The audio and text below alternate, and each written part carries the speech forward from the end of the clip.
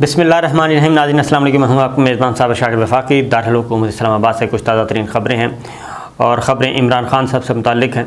इमरान खान हर किसी के आसाब पर सवार हो चुका है और इतने बुरे तरीके से आसाब पर सवार है कि उसके मुखालिफिन जो हैं वो ज़्यादा उसका पीछा कर रहे हैं।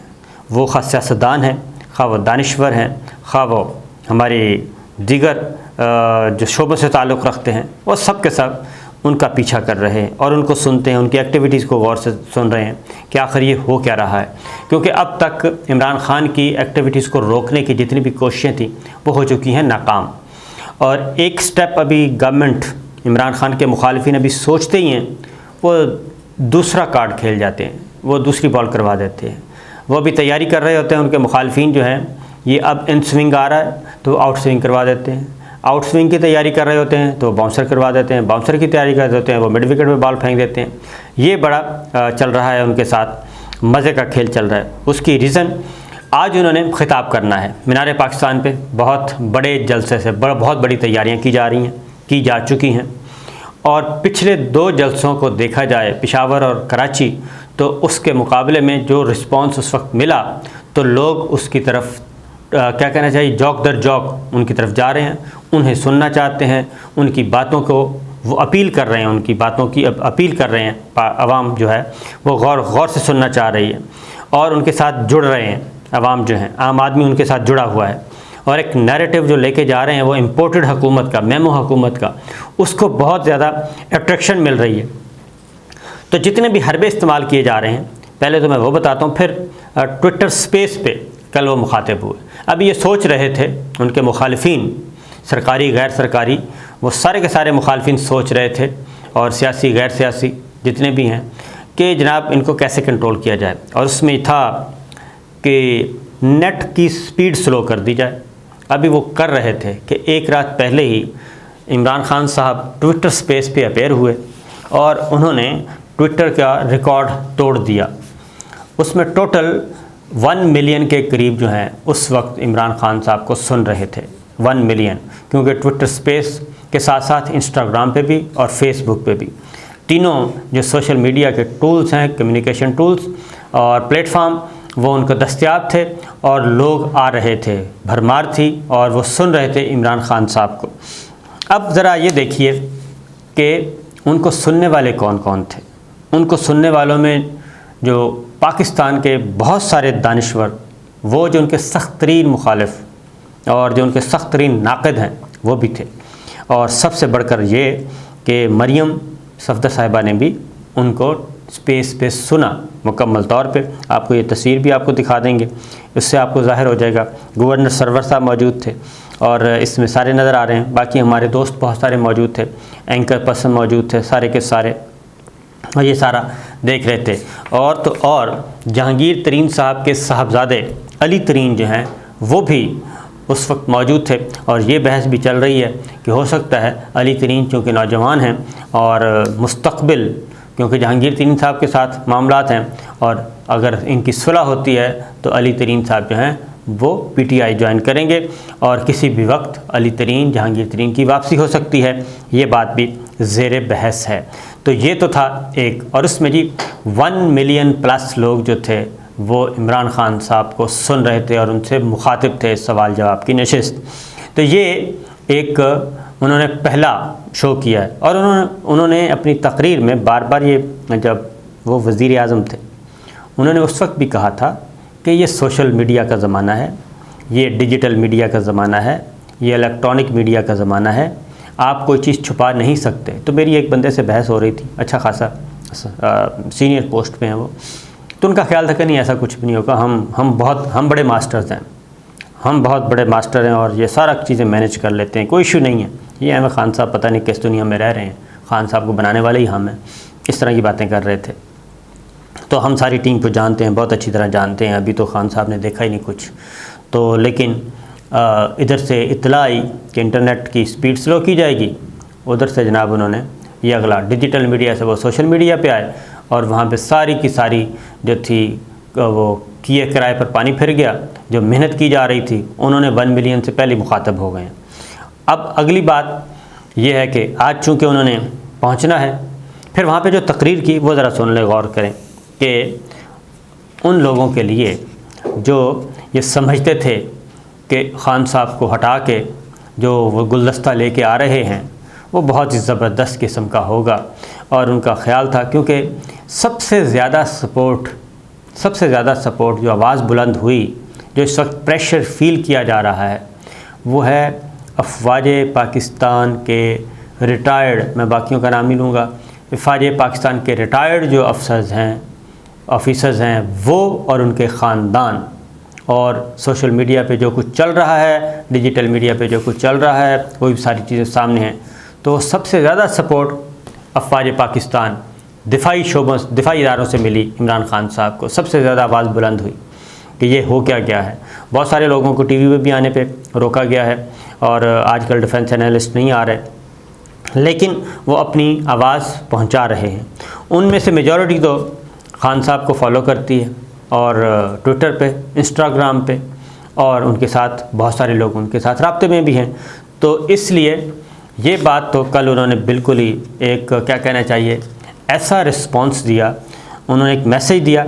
उन्होंने कहा कि मुल्क के लिए इमरान खान से ज़्यादा फ़ौज ज़रूरी है। मेरे अज़ीज़ हमवतनों, कौमी सलामती के ज़ामनों, ज़रा सोचें कि आपके साथ आपने जाने अनजाने में कर क्या दिया है। एक ऐसा लीडर, जो मैं आपको बता रहा हूँ, पहले दिन से ये कह रहा हूँ कि एक ऐसा लीडर जो कि आपका नेचुरल अलाइंस, नेचुरल फितरी इत्तेहादी, पीटीआई का वर्कर, पीटीआई का सपोर्टर, इमरान खान का सपोर्टर, इमरान खान ख़ुद, ये आपके फितरी इत्तेहादी हैं। इमरान खान ने उस फेस से आपको निकाला जब ये जो जितने भी लोग आए हैं मेमो इम्पोर्टेड, ये सब के सब गालम गलोच कर रहे थे। उस वक्त प्राइम मिनिस्टर इमरान खान ने, प्रेसिडेंट डॉक्टर आरिफ अलवी ने, उनकी काबीना ने आपको सपोर्ट किया और उस प्रेशर को रिलीज़ किया। तो अब भी, यानी कि इतने ज़ख़म खाने के बाद भी, साबिक़ वज़ीर-ए-आज़म इमरान खान बतौर पार्टी चेयरमैन वो क्या कह रहे हैं? वो कह रहे हैं कि इमरान खान से ज़्यादा इस मुल्क को फ़ौज की ज़रूरत है, मज़बूत फ़ौज की ज़रूरत है। और इसलिए उन्होंने कहा कि किसी भी सूरत में फ़ौज के ख़िलाफ़ किसी ने नहीं जाना, और पाकिस्तान अगर आज सलामत है तो वो मज़बूत फ़ौज की वजह से है। अगर फ़ौज ना हो तो मुल्क ने नहीं रहना। हमें इसकी मज़बूती के लिए बात करनी है। ये उन्होंने एक मैसेज दिया है, और इस बहुत सारी बातें की हैं। और उन्होंने कहा कि दुश्मन जो है, और जो मुखालफिन जो इम्पोर्टेड और मेमो, उनका नाम लिया। उन्होंने कहा दुश्मन हमेशा फ़ौज पर हमले करते हैं। दोनों साबिक़ वज़राए आज़म सदूर यही करते रहे और फ़ौज को निशाना बनाते रहे। हमें समझना चाहिए कि दुश्मन चाहता है कि हमारी फ़ौज कमज़ोर हो। आसिफ ज़रदारी और नवाज शरीफ ने अपनी हुकूमत में फ़ौज को कमज़ोर करने की कोशिश की। आसिफ ज़रदारी मेमो गेट में कह रहे थे कि हमें फ़ौज से बचाएं, और फिर आगे आ जाता है डॉन लीक्स। और ये साबिक़ वज़ीर-ए-आज़म ने कहा कि हमें पहली दफ़ा इलेक्शन लड़ने की साइंस समझकर आइंदा इंतखाबात लड़ेंगे। हम समझते हैं कि हुकूमत में आकर हमने क्या करना है। और इमरान खान साहब ने यह भी कहा कि जनाब, अब 22 करोड़ अफराद की जो तौहीन की जा रही है वो हम नहीं होने देंगे, और जो गलतियां हमने पहले की वो शायद अब ना हों। फिर उन्होंने शहबाज शरीफ साहब, उनके बेटों पे जो करप्शन के मामलात हैं उसकी तरफ भी तवज्जो दिलाई। तो वो 10 लाख लोगों से तो वो रात मुखातिब हो गए। और उसके बाद एक बात उन्होंने ज़रूर की, बहुत चीफ़ इलेक्शन कमिश्नर के बारे में। उन्होंने कहा कि ये एंटी पीटीआई हैं, और ये अपने अज़ ख़ुद या किसी के कहने पे ये क्या कर रहे हैं, ये पाकिस्तान तहरीक इंसाफ को कलअदम करार देने की तरफ बढ़ रहे हैं फ़ॉरेन फंडिंग केस में। लेकिन उन्होंने कहा कि वो दौर गुज़र चुका। तो ये चीज़ हकीकत है, और जिस तरीके से इलेक्शन कमीशन उजलत में दिखाई देता है, लगता यही है कि बहुत ज़्यादा प्रेशर में है वो, कि किसी भी तरीके से तो ये ऐसा हो नहीं सकता। पहली बात तो ये है, एक लंबा प्रोसीजर है, और अगर ऐसा हुआ तो उसका फ़ायदा वज़ीर-ए-आज़म साबिक़ इमरान खान को ही मिलेगा। कैसे मिलेगा, मैं ये आपको इंशाअल्लाह अगली किसी वीडियो में बताऊँगा। अब इमरान खान साहब का जी आज का जो जलसा है उसके बारे में बहुत ज़्यादा कंफ्यूज है, उनके मुखालिफिन बहुत कंफ्यूज हैं, क्या किया जाए, रोका जाए, कैसे रोका जाए। तो सारा दिन होता ये रहा, अभी भी इस वक्त तक आखिरी इतलात आने तक मीनार पाकिस्तान के गेट नहीं खोले गए थे, और अब ट्रांसपोर्टर्स को ज़रा दबाया जा रहा है कि आप PTI के जलसे के लिए बुकिंग मत करें मुख्तलिफ़ शहरों से।